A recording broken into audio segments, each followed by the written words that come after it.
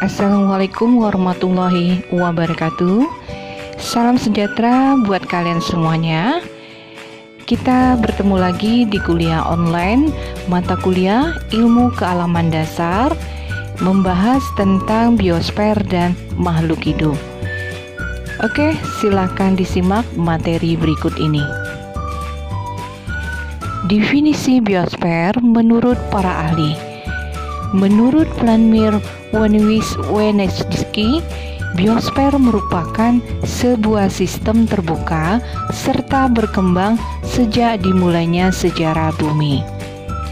Menurut John Wiley, biosfer merupakan suatu zona dari planet bumi di mana kehidupan tersebut terjadi dengan secara alami, diperluas dari lapisan bumi, ialah dengan atmosfer yang lebih rendah.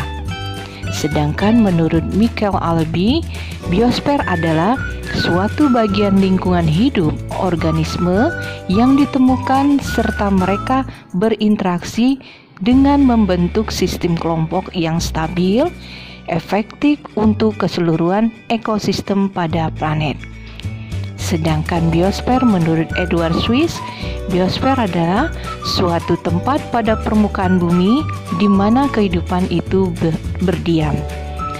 Menurut James Lovelock, biosfer adalah suatu organisme hidup yang disebut ialah sebagai hipotesa Gaines. Hipotesa Gaines tersebut menjelaskan bagaimana faktor abiotik serta biotik berinteraksi dalam suatu lingkungan. Apa itu biosfer? Biosfer secara umum adalah lapisan lingkungan habitat makhluk hidup yang terdiri dari litosfer, hidrosfer, dan atmosfer. Sedangkan menurut ilmu biologi, biosfer adalah suatu lapisan bumi yang di dalamnya terdapat suatu kehidupan bumi. Kalau menurut ilmu geografi, biosfer adalah suatu lapisan tempat tinggal makhluk hidup atau seluruh ruang hidup yang ditempati organisme. Bio artinya hidup, sedangkan sfer adalah lapisan. Nah, biosfer itu bisa kita artikan sebagai lapisan yang ditinggali oleh makhluk hidup. Makhluk hidup ini di sini adalah manusia, tumbuh-tumbuhan, dan hewan. Jadi, biosfer ini adalah lapisan bumi yang ditinggali atau dihuni oleh makhluk hidup. Biosfer ini merupakan bagian luar dari bumi yang mencakup udara, daratan, dan air yang memungkinkan terjadinya kehidupan, juga memungkinkan terjadinya peristiwa biotik. Mungkin rekan-rekan mahasiswa-mahasiswi sudah pernah belajar tentang lapisan bumi yang lain, yakni seperti litosfer, atmosfer, hidrosfer, dan biosfer. Nah, keempat lapisan ini sejajar dan saling berkaitan satu sama lain. Kalau litosfer membahas tentang batuan dan hidrosfer membahas tentang air, sedangkan atmosfer tentang udara. Nah, biosfer ini lebih fokus kepada makhluk hidup. Jadi kajiannya lebih membahas tentang flora dan fauna. Fauna terbagi menjadi 7. Yang pertama ada padang rumput. Nah, padang rumput ini diketahui memiliki ketersediaan air yang cukup banyak. Yang kedua ada gurun. Gurun ini digambarkan sebagai suatu wilayah dengan suhu yang sangat panas dan dengan kandungan air yang sedikit. Yang ketiga yaitu tundra. Tundra ini wilayahnya diselimuti deretan salju, umumnya terletak dekat dengan kutub utara yang dilapisi dengan es abadi. Yang keempat yaitu ada hutan tropis. Pada daerah tropis, curah hujan yang dimiliki sangat tinggi dan sinar matahari juga bersinar sepanjang tahun. Selanjutnya itu ada taiga. Taiga merupakan habitat yang cocok untuk berbagai jenis burung yang melakukan migrasi. Yang keenam ada kutub. Daerah kutub ini hampir sama dengan tundra, yaitu seluruh tempatnya diselimuti oleh salju. Yang terakhir yaitu perairan.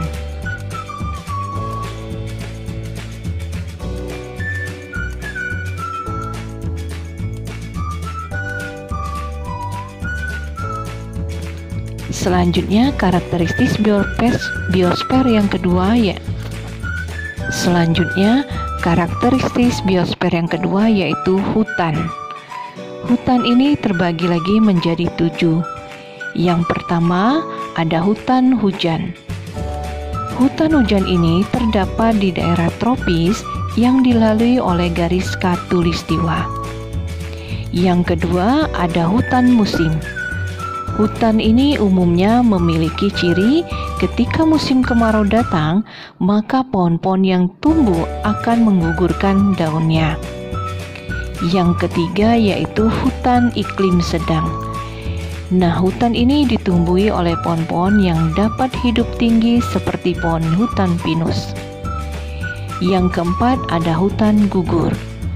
Hutan gugur ini berada di daerah sedikit lebih kering, namun tetap memiliki kandungan air yang cukup banyak, walaupun tidak sebanyak hutan hujan tropis. Yang kelima yaitu hutan taiga. Hutan taiga ini memiliki jenis pohon dengan ukuran menjulang tinggi dan daunnya menyerupai jarum, sehingga pohon ini tidak mengalami penguatan yang besar. Yang keenam, sabana. Sabana merupakan padang rumput yang memiliki beberapa pohon kerdil yang letaknya berkelompok. Nah, pohon di wilayah sabana ini tumbuh tersebar pada lokasi yang memiliki cadangan air yang banyak. Yang terakhir adalah stepa. Stepa merupakan nama lain dari padang rumput. Stepa merupakan hamparan yang ditumbuhi padang rumput dan tidak ada pohon. Karakteristik biosfer yang ketiga adalah terumbu karang. Terumbu karang merupakan salah satu makhluk hidup yang hidup dalam laut.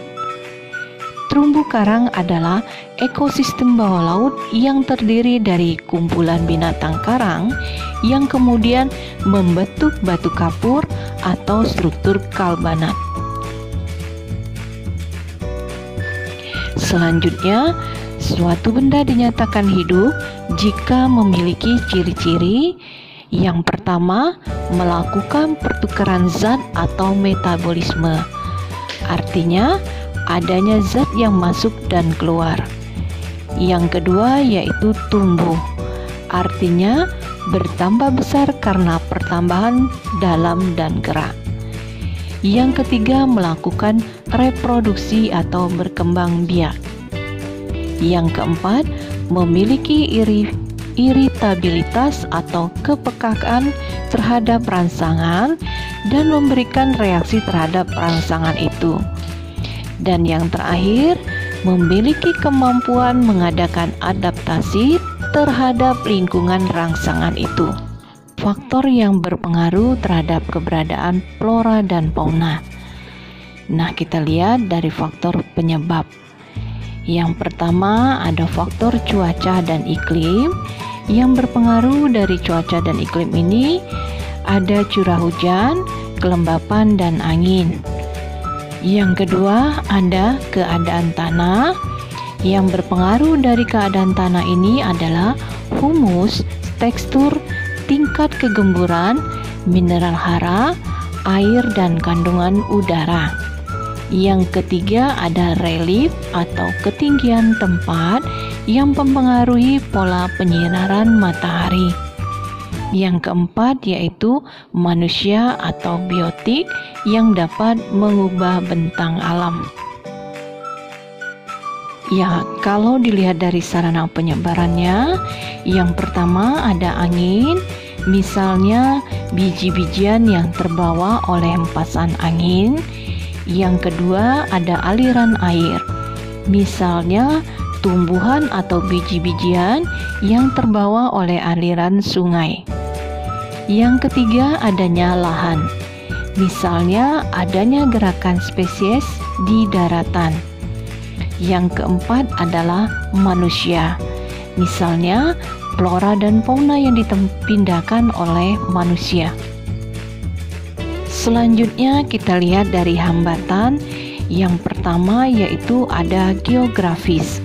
Yang menjadi penghambat adalah bentang alam yang berupa samudra, padang pasir, dan pegunungan. Yang kedua ada biologis.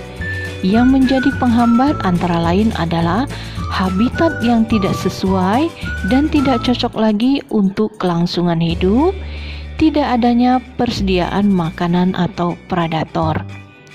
Yang ketiga ialah tanah atau edefik. Nah, yang menjadi penghambatnya yaitu ketersediaan unsur hara, udara, dan air. Pengertian dan ciri-ciri makhluk hidup. Pengertian makhluk hidup.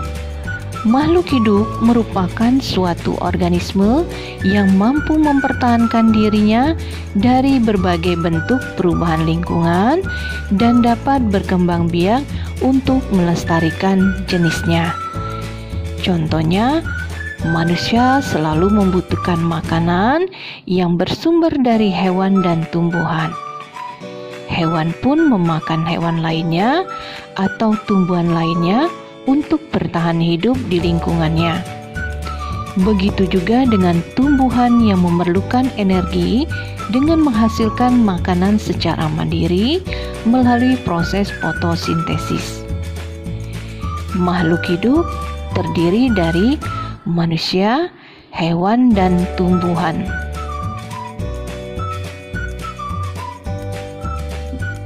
Ciri-ciri makhluk hidup. Yang pertama, bernapas. Bernapas adalah menghirup udara yang mengandung oksigen atau O2 dan mengeluarkan udara yang mengandung karbondioksida atau CO2. 2. Membutuhkan makanan dan minuman. Makhluk hidup tentunya membutuhkan makanan dan minuman karena merupakan sumber energi bagi makhluk hidup untuk tumbuh dan terus melakukan aktivitas. 3. Bergerak. Bergerak dapat diartikan sebagai berpindah tempat atau perubahan posisi. Hewan mempunyai alat gerak aktif seperti kaki, sayap, dan sirip. Namun tumbuhan tidak mempunyai gerak aktif, akan tetapi geraknya disebut sebagai alat gerak pasif. Lainnya halnya dengan manusia sebagai sistem gerak pada manusia yang terdiri dari rangka dan tulang sebagai gerak sebagai alat aktif dan otot sebagai alat gerak pasif. 4. Ciri-ciri makhluk hidup. Yang pertama, bernapas.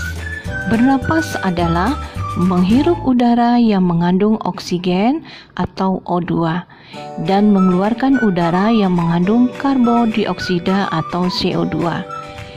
2. Membutuhkan makanan dan minuman. Makhluk hidup tentunya membutuhkan makanan dan minuman karena merupakan sumber energi bagi makhluk hidup untuk tumbuh dan terus melakukan aktivitas. 3. Bergerak. Bergerak dapat diartikan sebagai berpindah tempat atau perubahan posisi. Hewan mempunyai alat gerak aktif seperti kaki, sayap, dan sirip. Namun, tumbuhan tidak mempunyai gerak aktif, akan tetapi geraknya disebut sebagai alat gerak pasif. Lain halnya dengan manusia, sistem gerak pada manusia yang terdiri dari rangka dan tulang sebagai gerak aktif dan otot sebagai alat gerak pasif. 4. Tumbuh dan berkembang. Pertumbuhan selalu diikuti dengan proses perkembangan, yaitu proses biologis menuju kedewasaan. Dengan tumbuh dan berkembang, maka akan mempertahankan kelangsungan hidup dan melestarikan keturunan. 5. Berkembang biak atau reproduksi. Reproduksi adalah kemampuan makhluk hidup untuk menghasilkan individu baru yang sifatnya sama dengan induknya. Reproduksi atau berkembang biak ini dilakukan agar keturunan terus berlanjut. 6. Peka terhadap rangsangan, sering disebut juga irritabilitas, yaitu kemampuan makhluk hidup untuk menanggapi rangsangan. Rangsangan ini dapat berupa sentuhan cahaya matahari, air, suhu, dan gaya gravitasi, serta lain sebagainya. Makhluk hidup manusia dan hewan memiliki alat indera untuk menanggapi rangsangan. 7. Adaptasi. Adaptasi merupakan perubahan atau kemampuan yang dimiliki makhluk hidup untuk menyesuaikan diri dengan lingkungan hidupnya.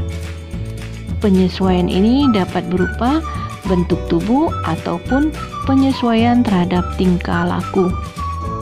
Teori asal-usul makhluk hidup. Yang pertama ada teori kosmozoa. Makhluk hidup datang di bumi dari bagian lain alam semesta.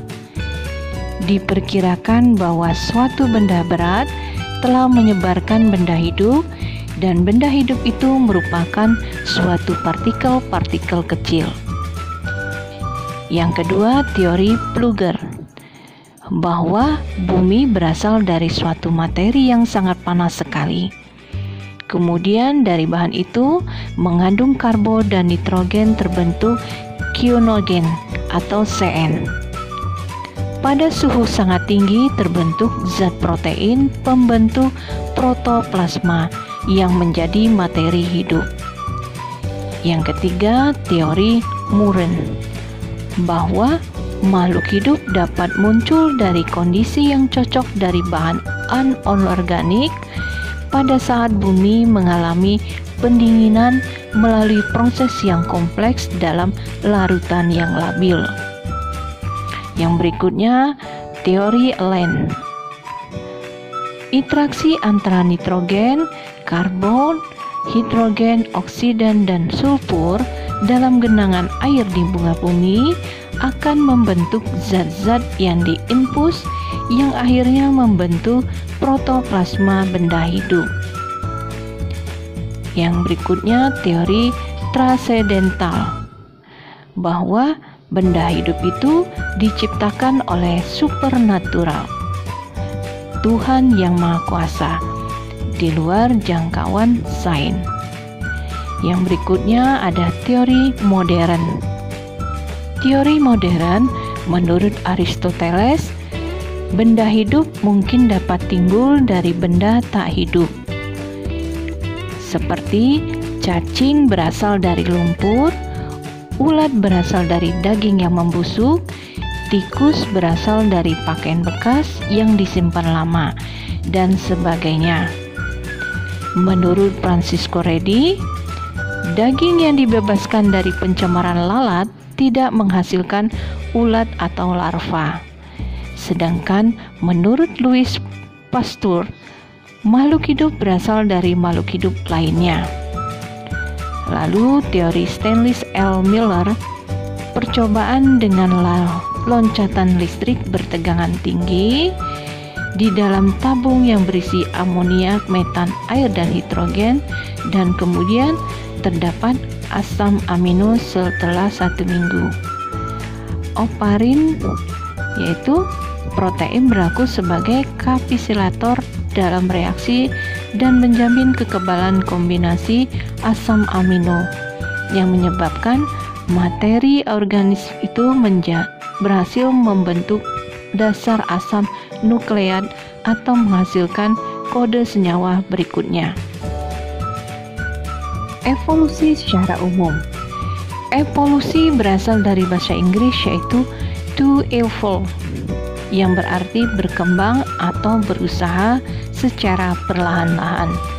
Sedangkan dalam bahasa Latin yaitu evolute, yang berarti menggulir. Evolusi menurut KBBI adalah perubahan, pertumbuhan dan perkembangan secara berangsur-angsur dan perlahan-perlahan atau sedikit demi sedikit. Evolusi merupakan cabang biologi yang mempelajari sejarah asal-usul makhluk hidup serta keterkaitan genetik antara makhluk hidup satu dengan yang lainnya.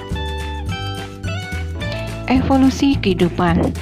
Dalam teori evolusi dikatakan bahwa makhluk yang mula-mula adalah sangat sederhana tingkatannya, yang bersel tunggal dan hidup dari bahan anorganis sehingga tergolong tumbuhan.